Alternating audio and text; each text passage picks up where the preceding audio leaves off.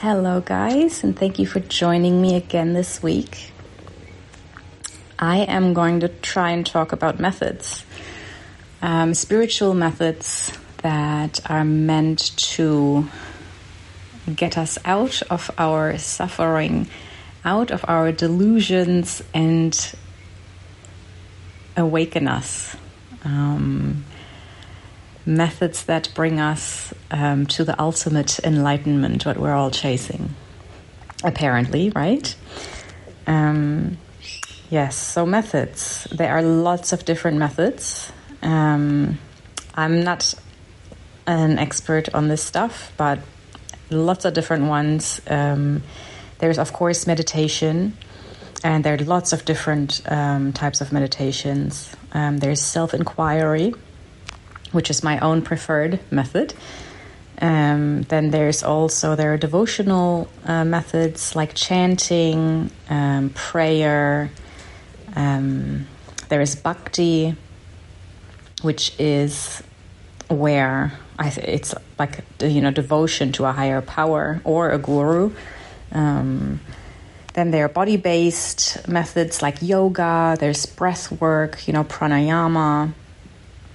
And other things to, shift consciousness. There's walking meditation, there's some dancing, and then you've got service as well, selfless service, or energy-based methods like energy work, Reiki, for example. There's also the movement methods like Qigong, Tai Chi, and ceremonial methods, with plant medicines or with a shaman and stuff. So lots of different stuff. And it all sort of, these methods, they are, tried. What's the word? What do you say? Tried and tested? No, they work, not for everyone, but for many, many people, they keep working. So we are drawn to them. We look, what feels in alignment with who I am, and let me go and try and do that. And I think what can happen is that we get stuck. We get stuck in our methods. And that means that we don't go anywhere. We don't realize anything. We are simply the same sort of, human being, trying to get to God, trying to wake up, trying to have enlightenment. And we're stuck in that state of, I am someone doing this, trying to wake up. And we get stuck in that. And I was comparing it with crutches. You break your leg, and in that metaphor, the breaking the leg is sort of being born into this world, I guess. You build your delusions, you get lost in your body-mind. You think, this is all I am. This is all there is. And it gets worse and worse to a point, okay, I need help, I need to go to the hospital. And I think a lot of us have breakdowns, or something horrible happens that sort of stops us. And that's sort of us going to the hospital, we stop, Now, what happens is we get a cast and we get crutches and we start healing. And I think it is a little bit like that once we sort of start seeing the light, as in, someone comes and tells us, clean break, we'll cast it, you'll rest for 6 weeks, and you'll be all good again. You can walk again. Use these crutches in the meantime so you can still get around. And it's sort of like that. We see the light. We see, oh my God, there's something else. And there's freedom from this suffering, from this pain I'm in. How do I get there? What do I do? Okay, and now you've got all these different people selling you all these different methods. And that's the thing, right? People use them, they sell them. It's not genuine, it doesn't come from the heart. But there are also, and I don't really want to talk about that, I just wanted to mention that, but there are also a lot of genuine people who will have a lot of different methods because different things work for different people. So you pick your stuff, you pick your own thing. Mine, personally, was meditation and now self-inquiry, and that's it. I've never done anything else. Sometimes I will listen to music. I think it's called a kirtan, maybe, by Krishna Das. He has 2 songs that when I feel my energy is really low or something is going on, if I listen to them, something in me changes, something opens up, something relaxes, and it helps me immensely. It's only sporadic. So I don't know if that's called a method or that it is called one of my methods. I don't think it is. But it is there. It's available. If I need it, it's there. Sometimes I do breathing, though usually it makes me more anxious in my body for some reason. But other times it helps. So everything's available and you can pick and choose whatever you want at whatever time, right? So the method you pick or the method that falls into your lap is like your crutches. And this is where we get stuck. Now we start thinking, I need this method to be okay. And I need this method to transcend my ego and go to God and wake up and be free of suffering. There is a bit of misunderstanding and also a lot of grabbing and clinging, right? Where all of a sudden now you are hooked to your method, like you are hooked to your crutches. You know, oh my God, I'm using my crutches. My foot doesn't hurt anymore because you don't have to put your foot down, right? So the crutches help, but the crutches aren't there. You're not meant to learn to walk through life with crutches. The crutches are meant to support you through a short period where the pain is excruciating and you really do need something to hold on to support you. And I think that's what a method is. It's there to sort of, when it's really bad and you are not strong enough yet, to give you that hold, to keep you going, to give you hope, to show you the way, sort of. But you're not meant to live your whole life clinging to this method. You're meant to eventually, and not just eventually, but constantly, sort of, you know, you're meant to put your foot down and try and see, how does that feel now? How am I going? How am I doing? And eventually the cast is going to be cut off and you'll be really fragile again. And then you're going to have to go through this uncomfortable time of sort of relearning to use your foot, your leg, and to put up with that discomfort of, you know, because it's going to not feel too good. I'm making this up. I have never had a broken foot before, a broken leg, but I can imagine. Oh my God, I can imagine that it would be painful and uncomfortable to sort of start walking again. I'd think your whole body is out of alignment from using the crutches. Your hips are probably a bit out of alignment from only being on this one leg for so long. Your muscle in the broken leg will be gone, and you'll have to rebuild that. And it's not going to be comfortable. It'll be uncomfortable. And if you don't do that, you don't build up that leg again. You don't realign the body properly.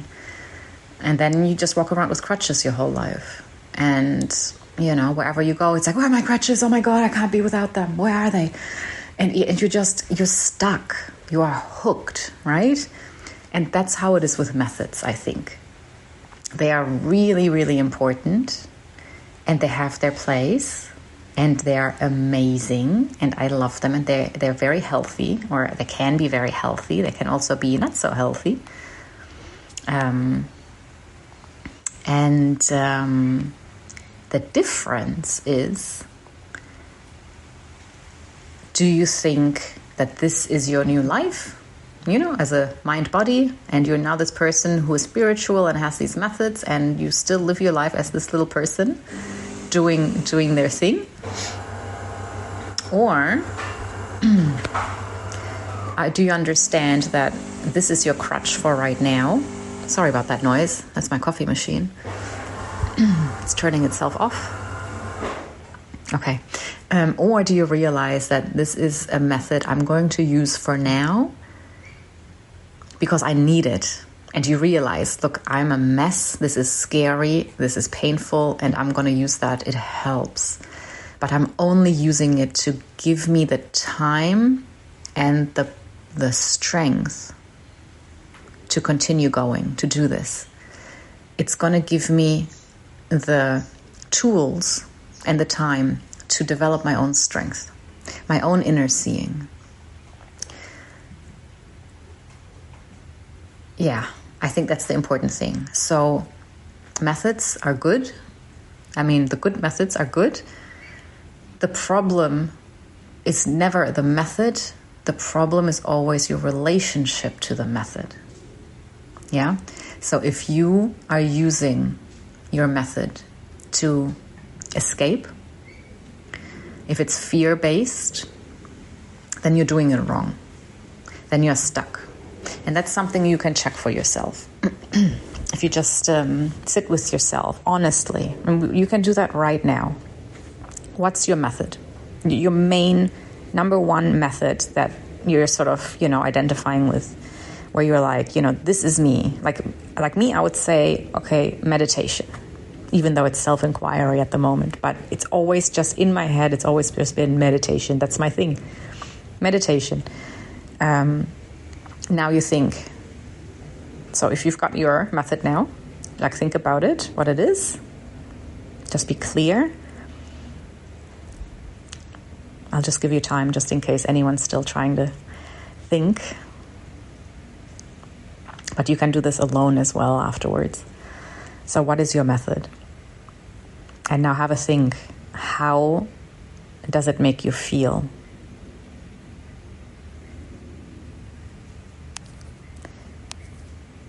When you engage with that method, how do you feel? Does it lead you to inner peace, to love? Does it encourage self-awareness? Do you feel emotionally balanced? Do you feel like it helps you connect to yourself, to the true self? And does it sort of align with who you are or with your personal truth? So does it support what you already feel you are inside? Or does it make you cling to, does it create a dependency? Almost like a pacifier, Is it helping you heal and unfold? Or is it a pacifier, a security blanket to hold on to while you are trying to attempt something that's really scary and painful?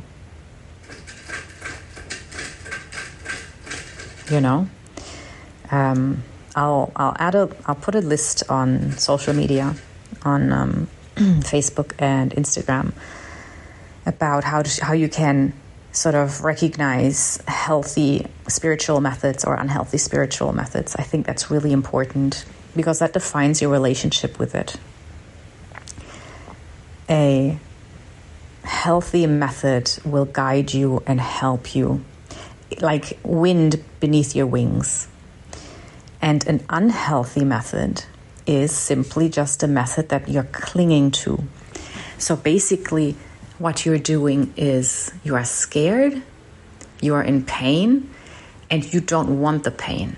So this is exactly what the Buddha said to watch out for, and how to get out of suffering is to stop clinging, to stop pushing things away, to allow things to be as they are. right? This is life. It's coming and going. There's always going to be suffering. Always. It will never stop. So if you are thinking, I can't do this anymore, I can't deal with this anymore, I'm going to chant and make it go away. When I chant, my pain goes away. My pain subsides. So every time I suffer, I will chant. And then after a while, you're like, oh God, I'm scared I'm going to suffer again. So I'm just going to keep chanting, and then maybe the suffering won't come. But then the suffering comes, and then you start saying, okay, I got to chant more. And then you chant more. And before you know it, you are almost like a chanting addict. You know? The chanting itself is not negative. It is not unhealthy. But you have created an unhealthy relationship to it. So chanting in itself, and I don't know too much about this stuff, but chanting is because it is musical, it is rhythmic, and it is using your mouth, there is an innate soothing thing about it. Your nervous system on a physical level, on a neurological level even, gets reset. So chanting is actually a really healthy thing to do. Very close to humming, singing, humming. It's very soothing, and it helps to reset your nervous system and retrain even your brain and the neural pathways. So it is actually a really good thing to do. But if we get hooked, then it is not a good thing anymore. Then you have turned something healthy, something positive, into something negative. So always think, what am I doing and why? What's the goal? If you are clinging, then think, okay, what am I running away from? What can I not face? What can't I look at? Ultimately, I think what we all have to learn, or not learn, but realize, is that we can sit silently, calmly with ourselves and go inside and see who we are, recognize what we are, and then from that seeing, look back at life and realize, oh my God, life, the waves of the ocean. How beautiful, up and down, always changing, never the same. It's like the most beautiful color palette ever. It's beauty, but with the beauty there has to also be the ugly. You can't have one without the other. And you sort of see that from this newfound space in you, right? That you'll find. You find that in silence. So no matter what method you're doing, ultimately you want it to guide you to yourself, to your silence, where you can breathe easy, where you can exhale completely, where you feel safe, where you feel connected, where you can heal, or where you can then allow your body and mind to heal while you're in this space of freedom. Then you can become your authentic self and live an authentic life. Because we don't escape life, right? Because if we are escaping life, again, whatever we're doing is unhealthy. There's no escape. We go, find ourselves, and we come back fully.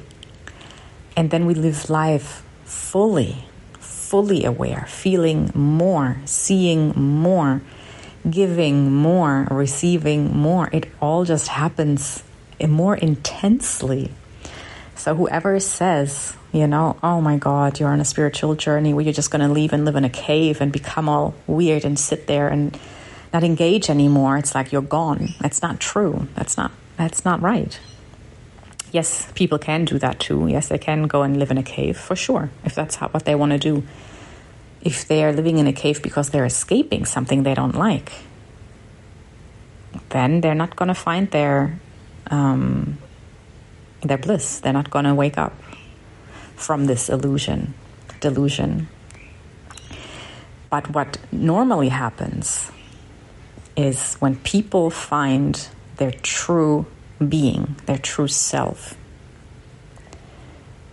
they can now live life authentically, fully, purely, with an open heart, completely present, completely there. There is not a single person in this world who will be happier, more blissed out, more engaged in the world than someone who found their true meaning, who found their true selves, who recognized, the universe, the source, God, whatever you want to call it.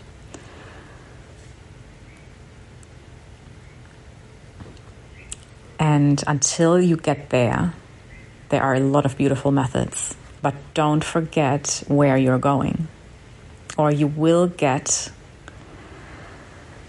distracted. You will get lost.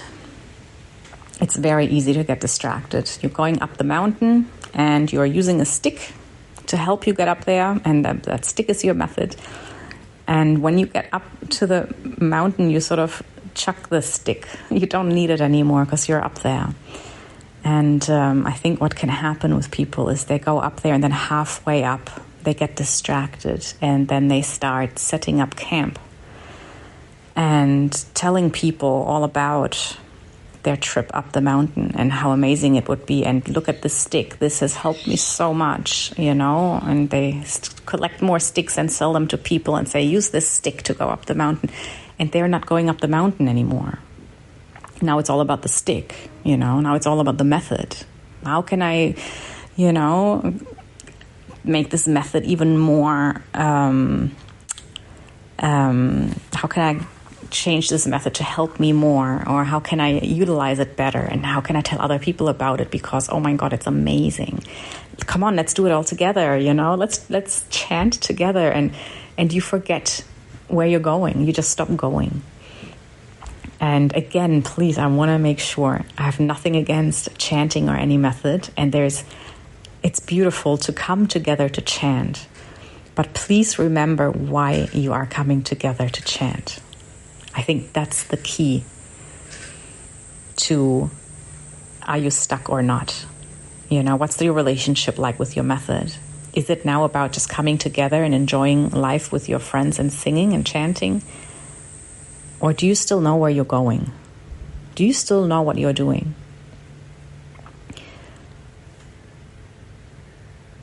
I think that light in you, once you've glimpsed it, hold it, don't let go. Do whatever you need to do. Live your life. Find your methods. Discard methods. Find new methods. Do whatever you need to do. Don't let go of that light. That's where you want to go. That's your thing. Don't let methods sort of lead you astray, Oh, another way also, what people sometimes say is the method will make you go outward, to, I will go and chant and with other people and stuff. It's like your focus is on the outside, but you need to always come back inside. You need to come back to yourself, because yourself is not something that you find, right? It is something that you uncover, that you remember, because it's always there. So the more something sort of makes you seek, the more something takes you out, the further away you're going. So methods can sort of take you further away from yourself. Think about the times where you're just like, meditated for 2 hours and it just doesn't feel like it's working. I have to meditate some more. Maybe guided meditations or whatever, but your focus is now on the method. I got to do this. I got to do this. But remember, it's about being. It's never about doing. A method should always bring you back to just being, to being still, not to doing more, doing it differently, trying to find a different way of maybe I'm doing it wrong. That's taking you out. It's putting your attention away from what really matters, what really counts, who you really are. So everything you do, make sure you always come back to yourself. You always go back in. And that's why I personally love self-inquiry so much. There's nothing about it. Nothing. You just keep going in.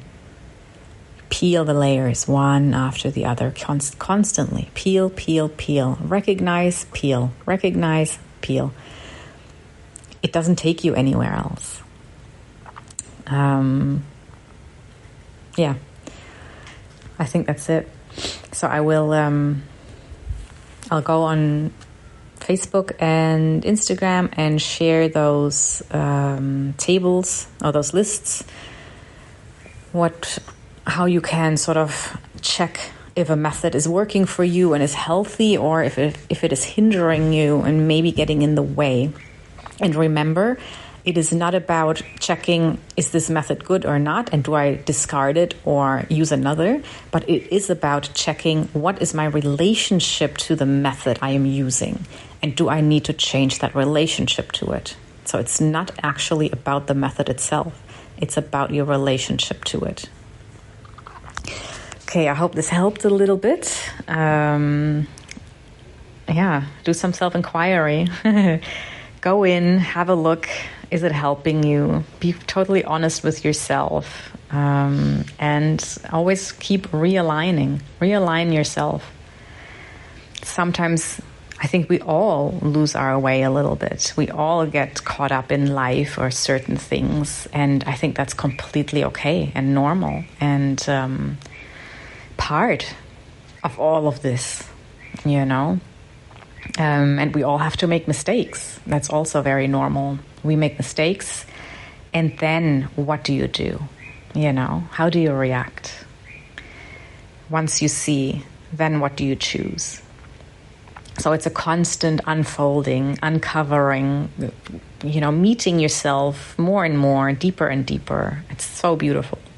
So maybe this week, have a look at your methods. What actually do you do that helps you? And what is healthy, what is not healthy? And they don't have to be spiritual methods. They can be methods of simply trying to cope.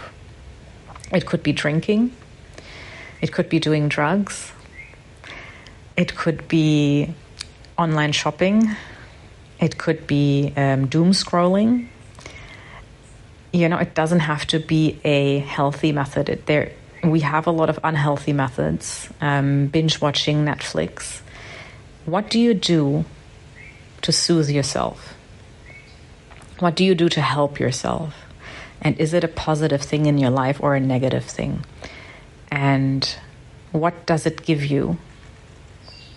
What do you gain from it? And then if you realize that this is really unhealthy and I don't really like doing it, you can have a think, okay, I'm getting this and this from it. For example, okay, I'm getting escape and soothing from this method. What can I replace it with to get escape and soothing? You see, so it doesn't have to be positive. It doesn't have to be, okay, I'm chanting.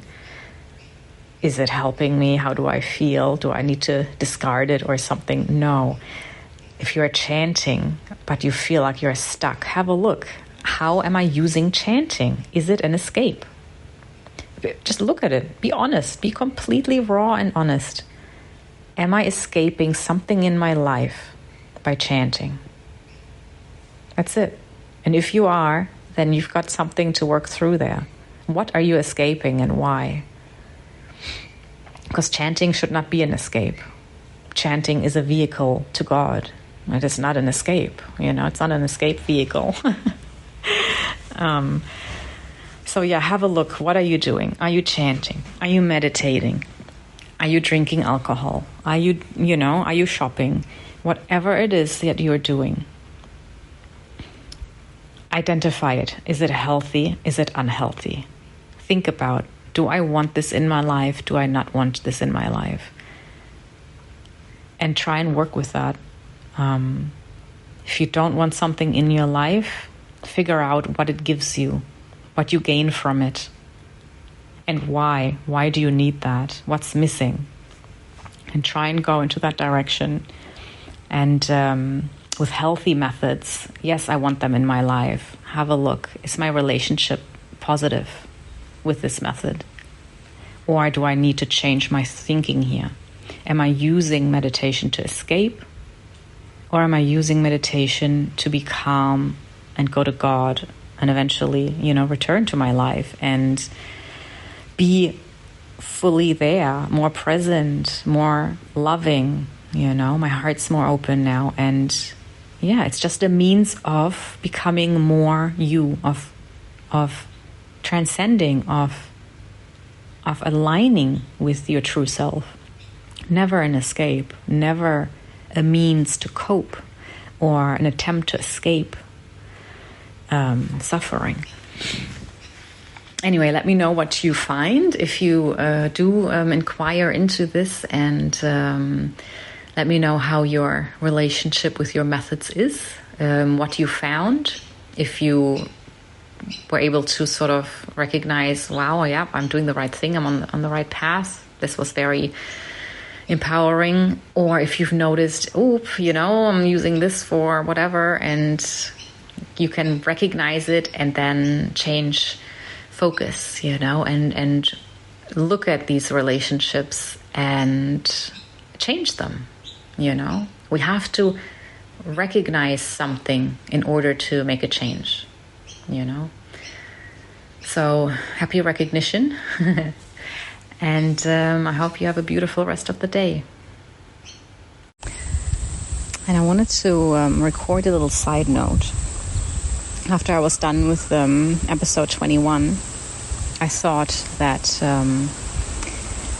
when people reflect on their methods and they start noticing, for example, that, I've been using my method as a means to escape, they might feel some guilt, shame, that they did something wrong, that they can't get it right.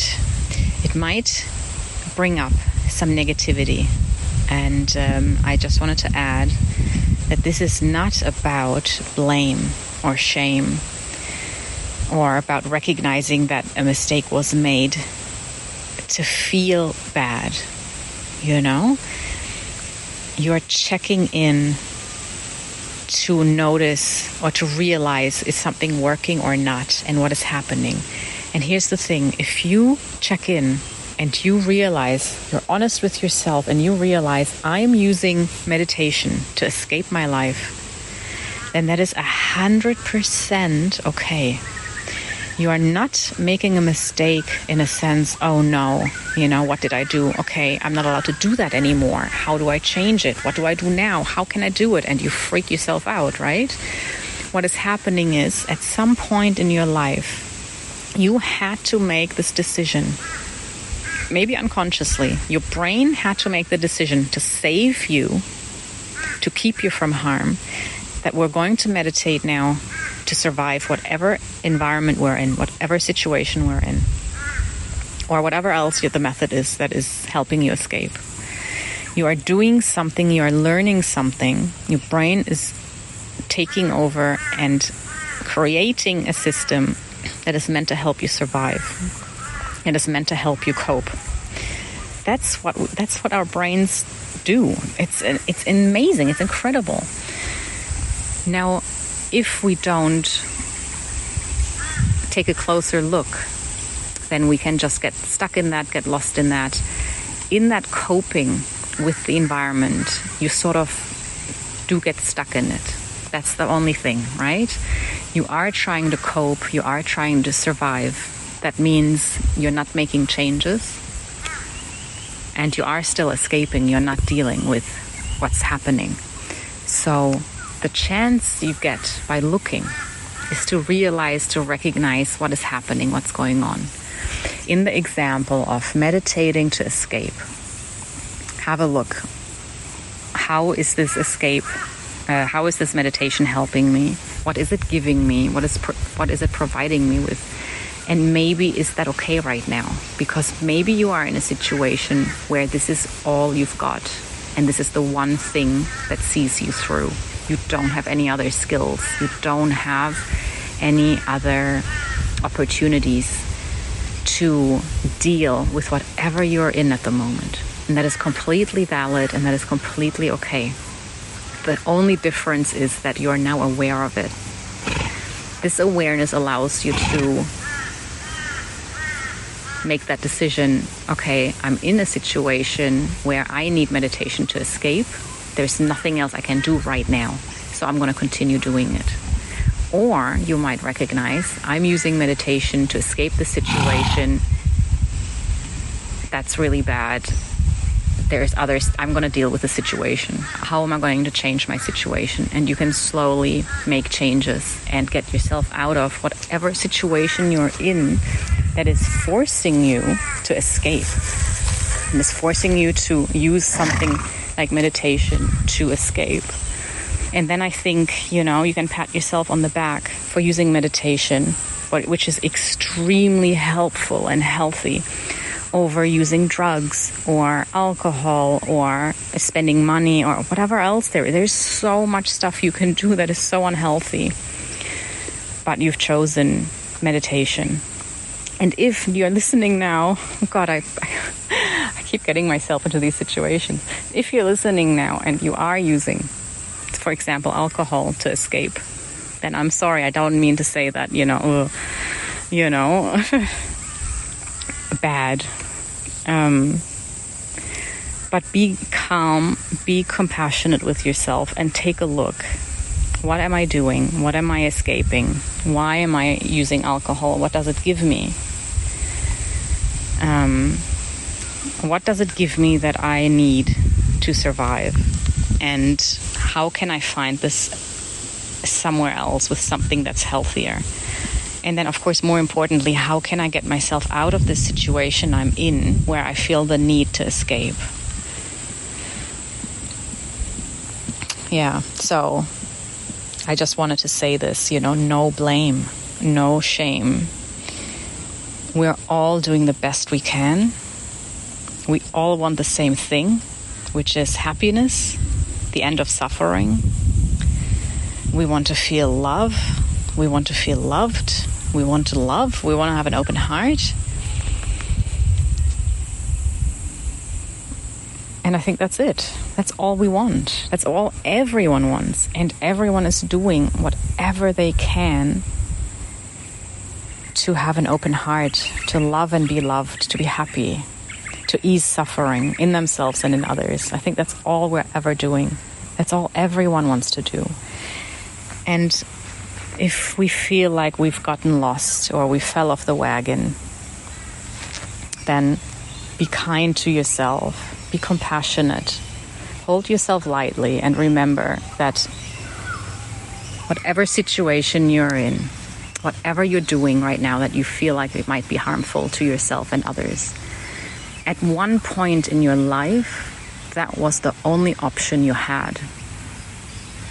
That was the best option you had. That's all it is. And if we cultivate this loving awareness, this kindness, then we can have a look at it with love and try to start making changes if we feel we have the capacity to do so. That's all it is. So please always be kind to yourself, no matter what has happened and no matter what is happening. And the way out is in. Love yourself, find yourself, and everything else will unravel slowly, slowly. Even if you feel like it gets worse before it gets better, if you keep focusing on yourself, on unlocking yourself, you'll ultimately improve your life and get better and better.